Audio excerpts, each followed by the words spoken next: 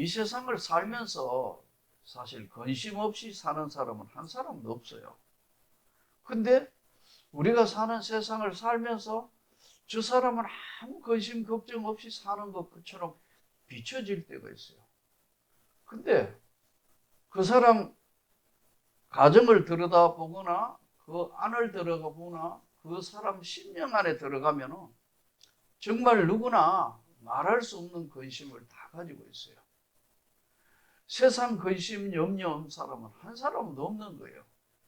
그런데 문제는 뭐냐면은 일반 사람들이 잘 이해를 못해서 그런데 우리가 근심을 하잖아요. 여러분 집안이나 가정에 또 우리 개인에게 근심이 없나요? 없나요? 다 있잖아요. 표현을 안 했을 뿐이지 다 있어요.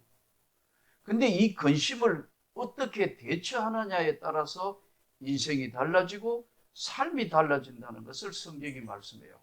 한마디로 근심은 뭐냐면요.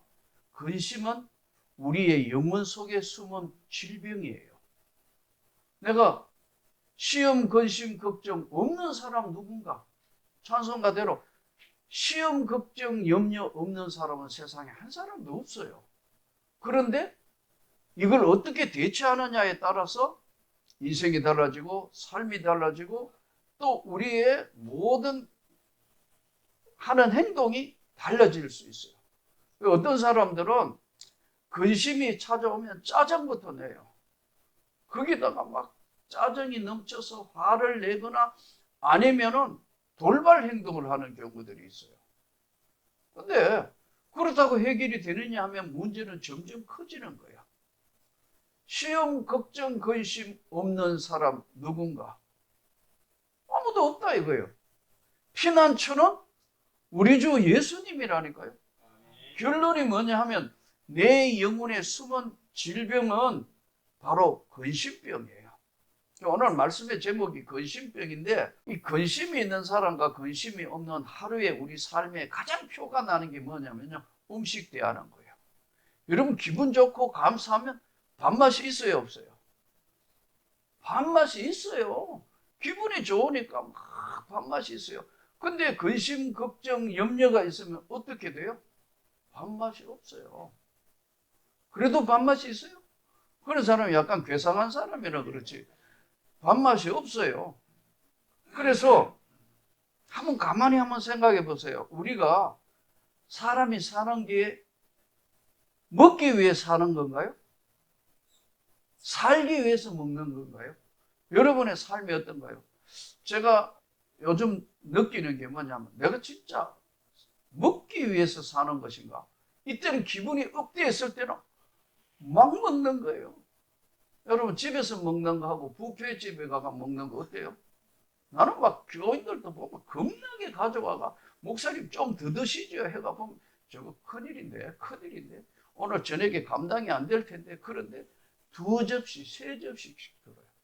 그러니까 집에 가가 잠을 못 드는 너무 많이 먹으니까. 그런데도 어떻게 해요? 성경을 보세요. 욕심이 잉태한 적 죄를 낳고 죄가 장성한 적 사망을 낳느니라. 교인들하고 이렇게 식사하러 가서 많은 사람들도 있을 때 뭐 이렇게 같이 식사해 보면요. 먹으면서 저는 더 먹으면 안 돼.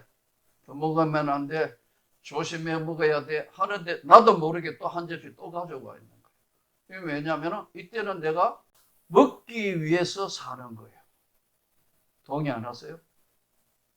여러분 근데 입맛이 하나도 없다. 근심 걱정이 많고 너무 힘들면요. 아무리 좋은 뷔페집에 가도 나는 입맛이 없어.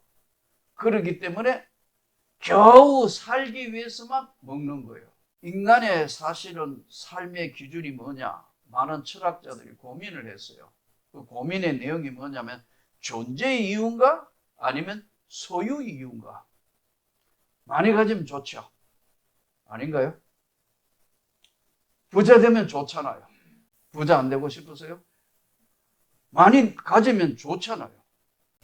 오늘 부자와 나사로 이야기인데 존재 이유냐 소유 이유냐? 아까 먹기 위해 사느냐 살기 위해서 먹느냐는 것은요. 인간의 영혼 속에 뭐가 가장 중심 속에 있느냐에 따라 달려있어요. 그래서 성경은 말씀하기를 오늘 하루 사는 것도 하나님의 은혜다. 너의 모든 염려, 근심은 주께 맡겨라. 근데 이게 안 쉬운 거예요. 저 자신도 안 쉽다고요. 어떨 때는 존재 이유로 살고 어떨 때는 소유 이유로 사는 거예요. 특히 우리 대한민국 같은 세상에는요, 스트레스가 많은 사회예요. 제가 보니까 유럽 사회에 나가보고 뭐 미국이나 아니면 북유럽이나 다른 나라 이래 가봐도 마지막 노후에는 그렇게 비참하게는 안 되도록 사회 구조가 만들어져 있다고요. 그리고 더구나 놀라운 것은 내가 방글라데시 거기 그렇게 못 살잖아요. 근데 이 사람 너무 해피하게 사는 거예요. 이해가 안 되는 거예요, 이게. 우리 입장에서 볼 때. 근데 시간이 지내서 그렇지 우리 어린 시절로 한번 돌아가 봐요. 가난하고 가진 것 없고 아무것도 없어요. 수많은 다형제 속에 살았지만은요, 행복했어요. 소유가 절대로 행복한 게 아니라는 걸 몰랐던 지금 부자의 이야기를 예수님이 던져서 말씀하는 거예요.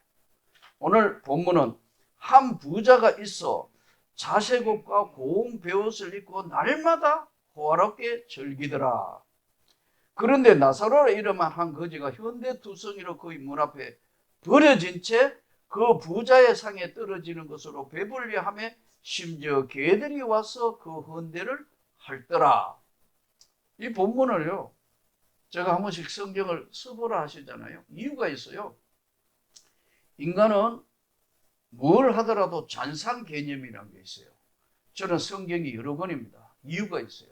내가 줄 꺾고 다 써놓으면 그 다음에 줄 꺾고 써놓은 거에만 자꾸 눈이 가는 거예요. 다시 읽어서 성경이 가지고 있는 성령의 깊은 세계를 통찰하려면 성경을 자꾸 바꿀 수밖에 없어요. 그래서 영어 성경도 보고 어떨 때는 뭐 지금 이 나이에 어떨 때는 원어 성경다가 이게 맞나 안 맞나 이게 막 대조하기도 하는 이유가 그거예요. 여러분들이 줄 거는 성경 읽으면요, 계속해서 읽다가 적어 놓거나 거기에 눈이 가 있어서 그 한계를 못 벗어나는 거예요. 근데 제가 한번 써보라 그랬잖아요. 성경을 써보면은 한 부자가 있어 자색옷과 고운 베옷을 입고 날마다 호화롭게 즐기는데 나사로는 거지가 돼가지고 주인의 상에서 던져 주는 거 먹더라. 그러면 잔상은 어떻게 남냐면 부자는 배 터지게 먹더라. 이것만 남아요. 근데 성경을 자세히 읽어보면요, 호화롭게 즐기더라 되어 있다. 안 그래요, 여러분? 많이 먹는 거로 생각하지 않았나요? 성경을 안 써보면 그렇게 자기 주관적으로 갈 수가 있다는 거예요. 여기서 부자와 나사로를 대비하면서 성경이 오늘 우리에게 주는 중요한 것이 있어요. 그런데 나사로라 이름하는 한 거지가 헌데투성이로 그의 대문 앞에 버려진 채 있습니다. 자, 이쯤 되면 그 부자의 상에 떨어지는 것으로 배불리라 하며 심지어 개들이 와서 그 헌대를 핥더라. 이 나사로는 버려진 사람이고 부자는 날마다 호롭게 즐기는데 여기 자색옷과 고운 베옷이라고 나오는데 이게 이유가 있어요. 자색옷은 언제 입느냐 하면요, 신분을 이야기하는 거예요. 지금도 그렇죠. 좀 옷을 보면서 좀 부유하겠다 저 사람, 옷이 좀 남나 하면 이런데 예전에는 지금하고 전혀 다른 사회이기 때문에 옷이 신분을 나타내는 거예요. 붉은색은 아무나 안 입는 거예요. 오늘 이야기하면 귀족들. 중세에도 그렇고 우리나라도 그렇습니다. 이조 시대 때 관료들 보세요. 이제 금세 공무원 하면은 장원 급제했다. 뭐 파란 옷 입다가 대신돼야 붉은 옷을 입잖아요. 왕은 용포를 입는다. 이게 의상이 신분을 이야기하는 거거든요. 자색 옷, 붉은 옷을 입었다는 건 이 신분이 대단하다는 거예요. 고운 베옷, 더운 지방이니까 시원한 삼베옷 같은 그런 것, 베옷을 입고 날마다 호화롭게 즐기는 사람. 반대편에 거지고 먹을 것 없고 헌데를 알았더라. 그래서 이 본문을 한번 읽으면서 헌데를 알았다 하는 건 이게 장애를 입은 건가? 근데 장애라는 말은 없는 것 같아요. 헌데를 알았더라는 건 이게 뭐냐 하면요. 계속해서 거친 음식과 거친 환경으로 인해서 치료가 안 되니까 우리 예를 들어 어디 곰잖아요. 거머리 치료라는 걸 여러분 들어보셨나요? 한방에서 이게 안 되면 거머리를 넣어서 이게 고름 주머니를 예전에는 빼내는 게 있더라고. 나 2번 치료받아봤어. 학교 다닐 때. 이게 홀막 안 남으니까 거머리를 가져가 이렇게 해가지고 그 안에 있는 걸 옛날에 이게 병원이 제대로 갈 수도 없고 뭐 그럴 때 2번 해봤어요. 한 번에 이 옆구리에 한 번 골마가지고 빼내고 제가 옷 벗으면 이 겨드랑 밑에 이쪽 오른쪽 편에는 이런 점이 있어요. 그거로 뽑아내고 골마 헌데가 나고 안 낫는 거예요. 그때만 해도 마이신이라든가 이런 항생제가 병원이 제대로 안 되니까 한 의사한테 가가지고 그거 해가지고 거머리 빼내는 거예요. 지금도 그거 사용합니다. 모르시는구나. 이것만 해도 오늘 여러분은 은혜를 받은 거예요. 거머리로 치료하더라고. 야, 이런 게, 근데 그게 개들이 와서 하려다는 것은 개가 굉장히 민감하잖아요. 이 코, 그리고 이 민감하니까 그걸 핥아줬다. 그렇게 쉽게 이야기하면 개하고 친구 됐다. 개 취급받은 인생이었다.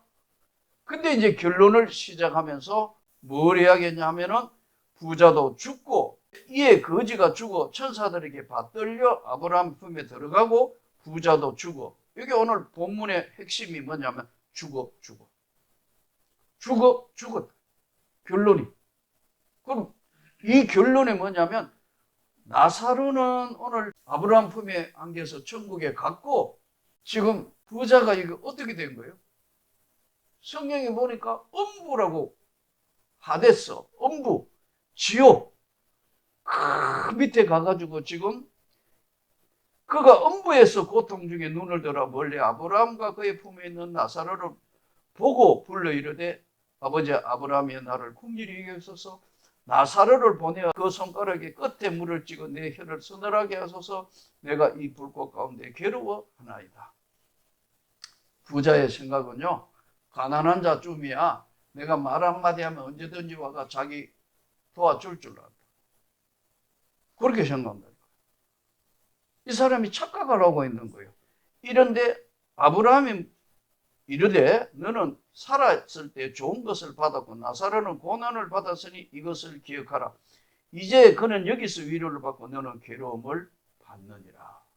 큰 구렁텅이가 있어 오가고 할 수 없다. 이 본문을 통해서 우리가 몇 가지 알아야 될 것은 잘 살아야 되는데 잘 죽어야 하는 겁니다.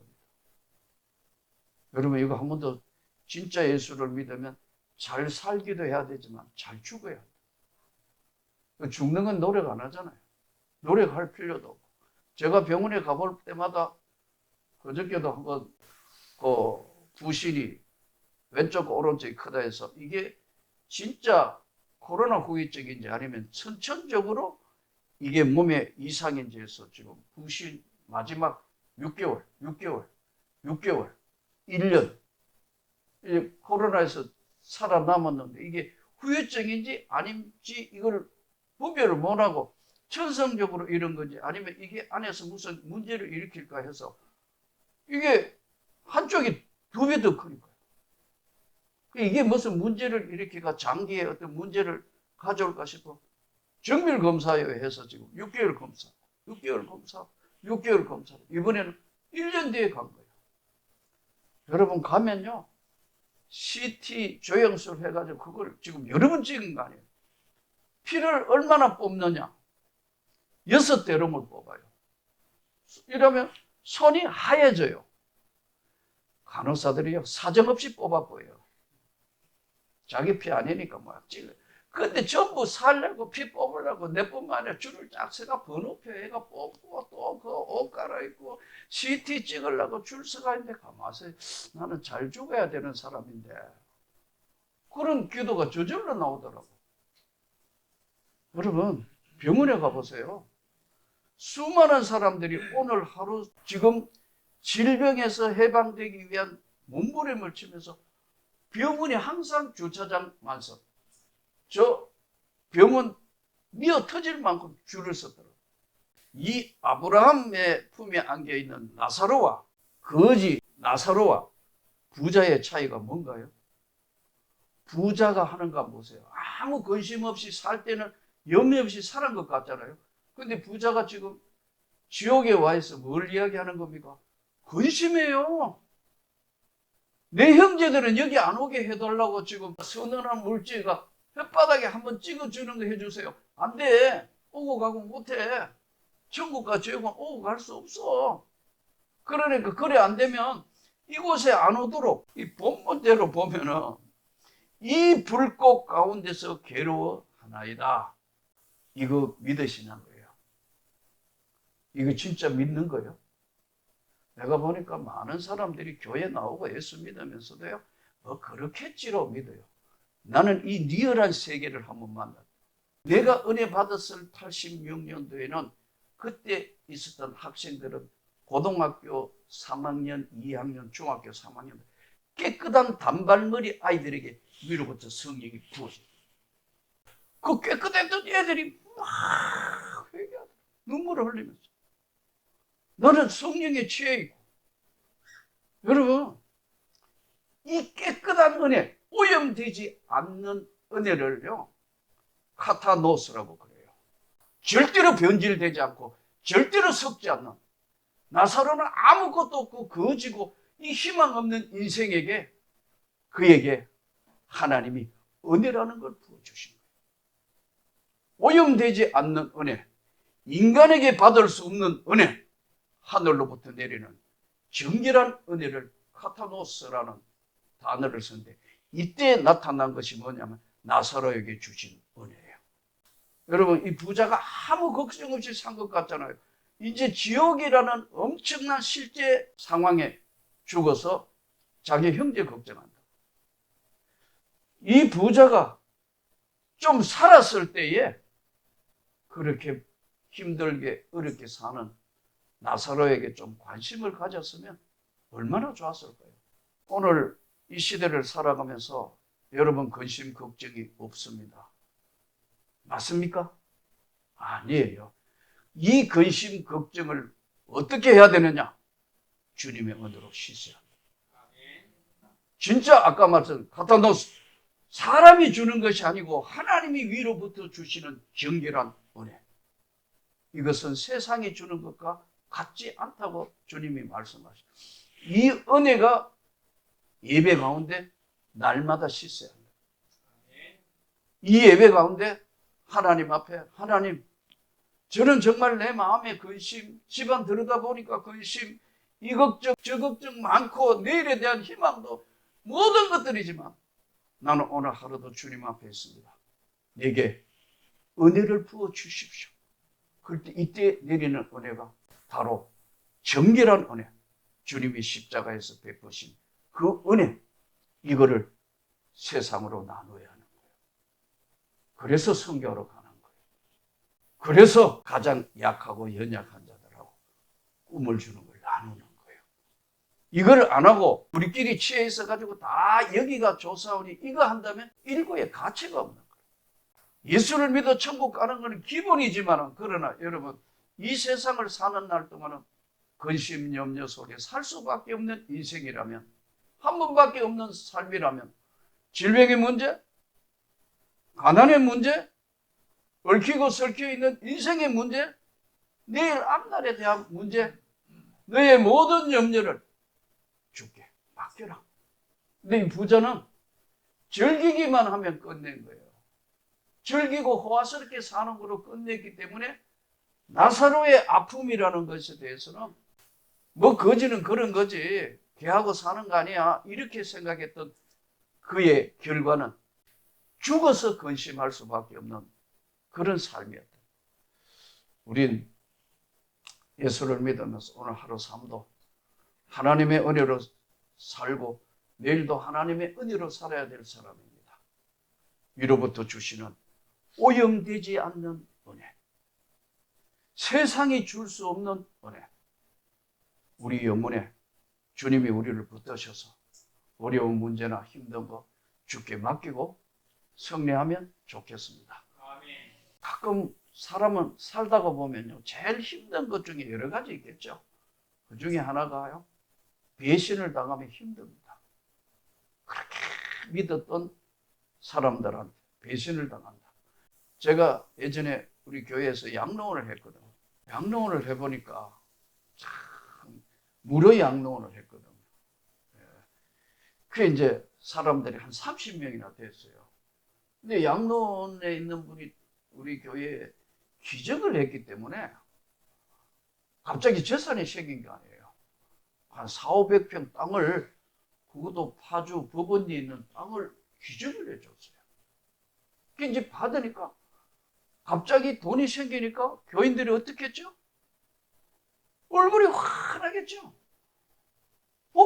덩어리가 왔잖아요. 아닌가요? 여러분 표정이 왜 그래요? 아니 돈이 생겼는데, 땅이 생겼는데, 근데 나도 처음에는 그랬는데 기도하는데 아닌 거예요. 두 가지 이유 때문에 그런 거예요. 그분이 왜 기증을 했느냐, 어떻게 이 양로원을 했느냐를 아니까 부담이 되는 거예요. 자기 남편이 어렵게 살았는데 오토바이 타고 가다가 교통사고가 나서 돌아가신 보상금을 받아서 땅도 사고 양로원을 시작한 거예요. 가난한 사람 돌보겠다고, 돈을 받는 데가 아니라니까. 가난한 사람 돌보겠다는 순수한 마음으로 이걸 한 거예요. 근데 이제 기증할 만한 교회가 기증할 만한 목사님이 없다 해서 이분은 한국 교회를 대표하는 큰 교회에 다녔어요. 근데 그 교회에 기증을 하려니까 그 교회에서 뭐라 했냐 하면요, 아무래도 이제 양로원을 하고 하니까, 건물도 짓고 뭐 하고 하니까 좀 부채가 몇 천만 원밖에 안 됐어요. 근데 그 기증을 하려니까 돈 2,500만 원이니까, 내가 알기로 그 당시에 그랬는데, 그거 다 갖고 기증하라 이래 된 거예요. 그러니까 이분이 시험이 든 거예요. 근데 그 자녀가 우리 교회를 다녔는데 서울대 법대를 다녀요. 지금 변호사예요. 근데 이 청년이 남자예요. 공부도 똑똑하고 아주, 얘는 진짜 머리가 좋아가지고 서울대 영문과 가더니 영문과 안 맞다고 나와가 그 다음 시험 제가 서울법대를 간 거예요. 우리 목사님 진짜 좋은 목사님과 믿을 만하니까 우리 목사님한테 하면 기증을 하지. 이래서 우리 교회가 전혀 생각지도 않게 기증을 받아가지고 얼굴이 환해진 거예요. 근데 기도를 하는데 나는 기쁨이 아니고 염려가 되는 거예요. 우리는 그걸 받으면 되지, 이 사람 남은 생일을 어떻게 하지? 아닌가요? 이 사람 가난한 분인데 이걸 기증하고 나면 교회는 좋을지 몰라도 이 사람의 남은 생애는 그래도 아파트라도 하나 사드리든지 이게 대책을 세우고 해야지 무조건 받으면 되는 건가? 그래서 내가 노 아니야, 기도해보고, 그래도 하도 그래서 어쨌든 받았어요. 그 긴 과정들은 다 생략하고요. 가장 어려웠던 게 뭐냐 하니까 무료 양로원이었잖아요. 부모 자식이 없다. 자식이 없기 때문에 부모가 없다고 데려왔는데, 이야, 사망하니까 자식이 나오는 거예요. 왜 돌아가셨냐? 뭐냐? 와, 도저히 할 수가 없어요. 여러 가지 많은 일을 다시 돌려드렸어요. 근데 그 자식이 없다고 이야기해서 무료 양로원에 있는 그분들, 그 양로원도요, 거의 코미디와 같더라고. 거기도 백설공주가 있어요. 우아하게, 이 사람 땅바닥에 안 하고 의자에만 앉아가 예쁜 옷 입고, 야, 여기 와도 똑같은 사람들이 있구나. 아주 힘든 사람. 그리고 또 그 할머니 할아버지끼리 좋아하는 사람이 생겨요. 이게 보통 문제가 아니야. 이게 인간이 사는 세상은 이거 어쩔 수 없구나. 근데 뭐 거기까지는 이해를 하겠는데 아무 연고 없다고 돌아가셨는데 이야 이게 자식이 나와서 교회를 상대로 어떻게 하겠다. 너 여기까지 다시 돌려드리고 이 과정을 겪으면서 그때 그 할아버지 한 사람하고 할머니 한 사람이 딱 내 영혼에 전달이 될 만큼 중요한 메시지를 하나 던졌어요. 목사님, 자식은 없다고 없는 것이 아니에요. 다시요. 자식은 없다고 없는 것이 아니다. 가슴 속에 묻어가 있는 것. 그래서 내가 그 할아버지 한 사람도 할머니 한 사람 내가 안아주며 그랬어요. 주 예수를 믿으시오. 영원한 천국에서 주님의 마지막 주시는 위로함을 받고 천국을 가셔야 합니다. 여러분, 오늘도 복잡한 세상에 삽니다. 우린 부자도 아니고 그렇다고 뭐 나사로도 아니잖아요. 그러나 가장 우리 영혼의 중심에 예수가 기쁨이 되고 영광이 되고 이 어렵고 힘들고 고통스러운 세상 가운데도 오직 주님이 희망이고 기쁨이 그런 삶이 이 3월 한 달 내내 이루어지기를 주 예수 이름으로 축복합니다.